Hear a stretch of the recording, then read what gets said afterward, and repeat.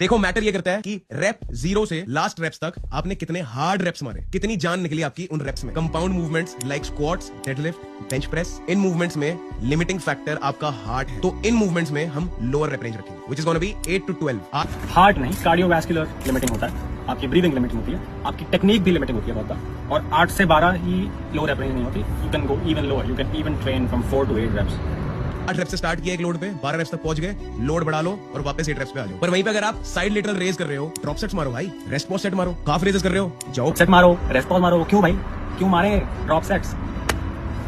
God, एक बात आप समझो, आप लैटरल रेज कर रहे हो और आपको फेलियर ट्रेनिंग ही नहीं आती, तो आप जरूर ड्रॉप सेट्स हर बार ड्रॉप सेट चिपकाओगे हर बात पे। But you need to understand कि फेलियर क्या होता है। तेज रेप्स आएंगे स्टार्टिंग में, रेप्स फिर स्लो डाउन होंगे, फिर ग्राइंडिंग रेप आएगा एंड देन फेलियर आएगा। इनकी तरह आगे बढ़ते रहो। काफ रेजेस कर रहे हो, जाओ भाई 30 रेप्स तक। 30 रेप करोगे तो होगा क्या, अब 15-16 रेप के बाद आपको क्या होगा, बहुत ज्यादा मसल में बर्न होने लगेगा and that will stop you from going to failure.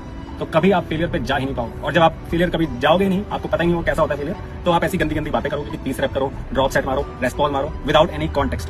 क्योंकि इसमें लिमिटिंग फैक्टर क्या है, जिस मसल को आप आइसोलेट कर रहे हो वही मसल। बाइसेप कर्ल में एग्जैक्टली, जरूरी नहीं है कि वो मसल ही लिमिटिंग फैक्टर है। That burn, that metabolite accumulation can limit you from going to failure.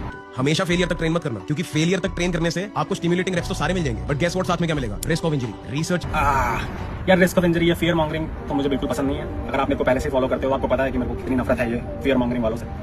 Risk of injury bro, अगर आप ईगो लिफ्टिंग नहीं कर रहे, आपकी टेक्निक अच्छी है, तो फेलियर पे जाने से आपको ज्यादा कुछ रिस्क ऑफ इंजरी नहीं बढ़ रही। Yes, you will accumulate a little more fatigue, but हम ऑलरेडी अप्रोप्रिएट वॉल्यूम करके हम फटीग को मैनेज कर रहे हैं, हम रेस्ट लेके फटीग को मैनेज कर रहे हैं। जिसमें ये प्रूवन है कि अगर आप 4-5 रेप्स इन रिजर्व भी रखते हो, हाँ भाई, 4-5 रेप्स, 2-3 रेप्स रिजर्व रखो, है ना। असली में कितने रेप्स होंगे, वो 8-10 रेप्स रिजर्व होंगे। क्लियरली आपको पता ही नहीं है कि फेलियर होता क्या है, ठीक है। इफेक्टिव रिजल्ट्स ये है। तो मेरी पर्सनल रिकमेंडेशन रहेगी कि 2 से 3 रेप्स फेलियर से पहले रुक जाओ, और उससे पहले के जो रेप्स है उसमें अपना मूवमेंट पैटर्न एक्यूरेट रखो, स्पीड ऑफ द रेप बहुत slow, speed of the rape slow रखो।